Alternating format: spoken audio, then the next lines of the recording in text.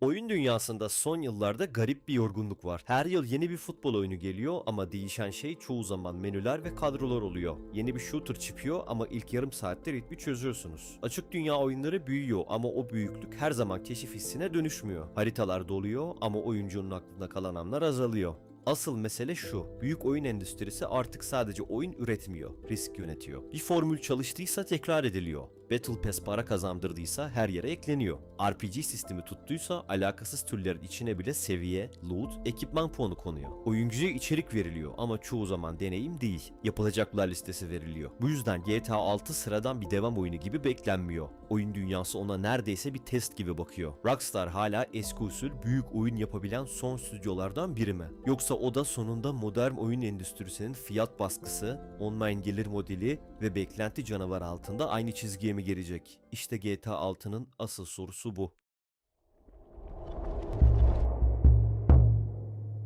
Önce tabloyu netleştirelim. GTA 6 19 Kasım 2026'da PlayStation 5 ve Xbox serileri için çıkacak. Standart fiyat $79, Ultimate Edition $99. Fiziksel kutu tarafında bile diskin yerine indirme kodunun alması artık oyun pazarının ne kadar dijitale kaydığını gösteriyor. Take-Two'nun kendi raporlarında da bu tablo çok net. Şirketin 2026 mali yılında net bookings rakamı 6,72 milyar dolar. Bunun %78'i recurrent consumer spending yani tekrar eden harcama kalemlerinden geliyor. Başka bir deyişle oyun artık sadece bir kere satılıp biten bir ürün değil. Oyun uzun süre para üretmesi beklenen bir platform. GTA 5 ve GTA Online bu modelin en büyük örneklerinden biri oldu. GTA serisi toplamda 470 milyonun üzerinde satmış durumda. GTA 5 ise 2013'ten beri sadece oyun olarak değil, dijital ekonomi olarak da yaşıyor. Bu yüzden GTA 6 sadece iyi oyun mu olacak sorusuyla değerlendirilemez. Soru daha sert. Rockstar bu devasa ticari makinenin içinde hala önce oyun,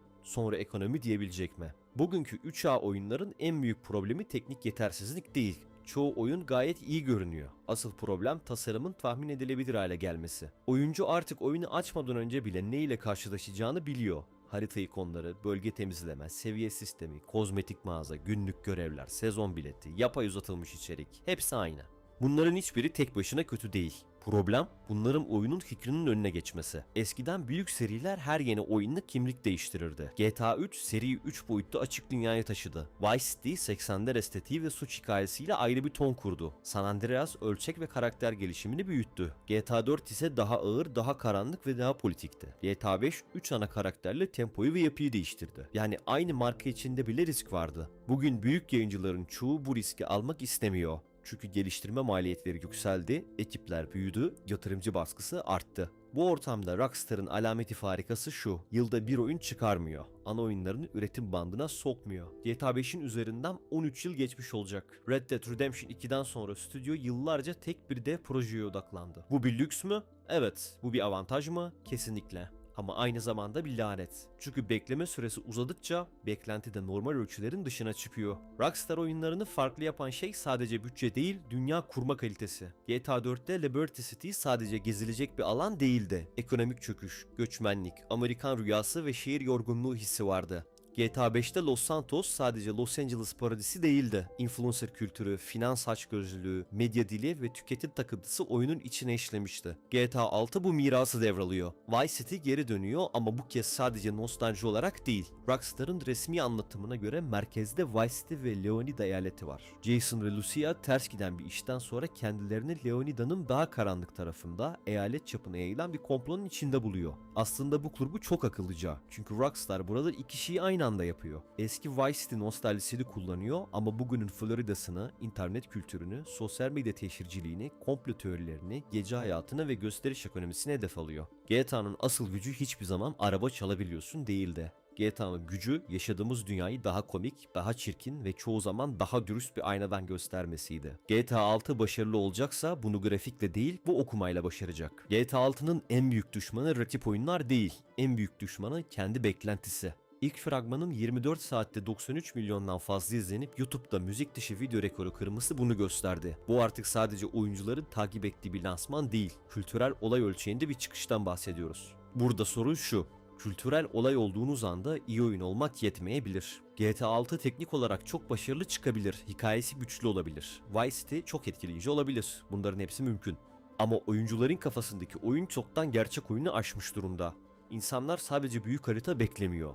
Yaşayan şehir, gelişmiş yapay zeka, derin polis sistemi, güçlü fizik, unutulmaz hikaye, kusursuz optimizasyon ve uzun yıllar yaşayacak online yapı bekliyor. Bu beklentilerin tamamını aynı anda karşılamak neredeyse imkansız. Modern internet çağında bir oyunun algısı ilk 48 saatte parçalanıyor. Bir bug videosu, bir kötü animasyon, bir downgrade karşılaştırması, bir GTA 5'te vardı bunda yok videosu milyonlarca izlenebiliyor. Artık oyunlar sadece oynanmıyor. Resmen bir ameliyat masasına yatırılıyor.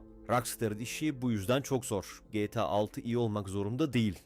Çok iyi olmak zorunda. Hatta bazıları için çok iyi olması bile yetmeyecektir. Fakat bizce GTA 6'nın en kritik sınavı hikaye modu ile online ekonomi arasındaki denge olacak. GTA Online Rockstar'a muazzam bir finansal özgürlük verdi. Ama aynı zamanda tehlikeli bir alışkanlık da yarattı. Çünkü sürekli gelir üreten bir online yapı varken tek oyunculu içeriğin şirket içindeki önceliği doğal olarak tartışma konusu haline gelir. Oyuncunun korkusu basit. GTA 6 önce büyük bir single player deneyimi olarak mı tasarlandı? Yoksa daha en baştan yeni online ekonominin vitrini olarak bu kuruldu. Standart sürümün $79, Ultimate Edition'ın $99 olması tek başına skandal değil. 3A üretim maliyetleri gerçekten yükseldi. Oyun pazarında 2025 gelirinin 188 milyar doların üzerinde olması da sektörün hala dev bir pazar olduğunu gösteriyor. Ama oyuncu $80 verdiğinde şunu bilmek istiyor. Ben tamamlanmış bir oyun mu alıyorum yoksa ileride bana daha fazlası satılacak bir sisteme giriş bileti mi alıyorum? Rockstar burada çizgiyi yanlış yerde çekerse son kale imajı zarar görür. Çünkü oyuncu artık aptal değil. Bir oyunun merkezinde tasarım mı var, monetizasyon mu var bunu kokusundan anlıyor. Peki Rockstar gerçekten son kale mi? Bir açıdan evet. Çünkü hala bir oyunu yıllarca geliştirebilen, fragmanıyla interneti durdurabilen, oyuncuya bekle buna diyecek dedirtebilen çok az stüdyo kaldı. Bu oyunun sadece kültürel değil, finansal olarak da dev bir ağırlık taşıdığını gösteriyor. Ama başka bir açıdan hayır. Rockstar son kale değil. Sonuç olarak bu şirkette sektörün dışında değil. Take-Two'nun beklentileri, online gelir modeli, dijital dağıtım, premium paketler, yatırımcı baskısı ve marka değeri bu oyunun üzerinde duruyor. Rockstar bir sanat evi değil, dev bir şirket. Bu yüzden GTA 6'nın gerçek sınavı şu: milyarlarca dolarlık beklenti altında hala ruhu olan bir oyun yapılabilir mi? Eğer cevap evetse, GTA 6 sadece başarılı bir oyun olmayacak. 3A sektörüne hala büyük, pahalı ama anlamlı oyunlar yapılabileceğini hatırlatacak. Eğer cevap hayırsa, bu sadece Rockstar için kötü olmaz. Sektörün geri kalanı için de çok kullanışlı bir bahane olur. Rockstar bile yapamadıysa biz neden risk alalım? Ve o zaman daha fazla güvenli formül, daha fazla servis oyunu, daha fazla kopya, daha az cesaret görürüz. GTA 6 çıktığında sadece Vice City'ye dönmeyeceğiz. Oyun dünyasının en büyük sorularından birine de geri döneceğiz. Büyük oyunlar hala büyüleyici olabilir mi? Rockstar'dan beklenen şey sadece iyi grafik, iyi sürüş, iyi çatışma ve büyük harita değil. Beklenen şey oyuncuya yıllardır azalan o hissi yeniden vermesi. Bir menüye değil, bir dünyaya girdiğini hissetmek. Görev listesi temizlemediğini, bir şehirde yaşadığını hissetmek. Pahalı bir ürün değil, gerçekten tasarlanmış bir deneyim oynadığını hissetmek. GTA 6 bunu başarırsa Rockstar son kale imajını korur. Ama başaramazsa acı gerçek şu olabilir: son kale sandığımız şey sadece daha pahalı taşlardan yapılmış son dekor olabilir. 19 Kasım 2026'da bunu hep birlikte göreceğiz. Sizce Rockstar hala oyun dünyasının son büyük kalesi mi? Yoksa GTA 6'dan beklentiler artık hiçbir oyunun taşıyamayacağı kadar büyüdü mü? Yorumlarda buluşalım. Videoyu beğenmeyi, abone olmayı ve bildirimleri açmayı unutmayın.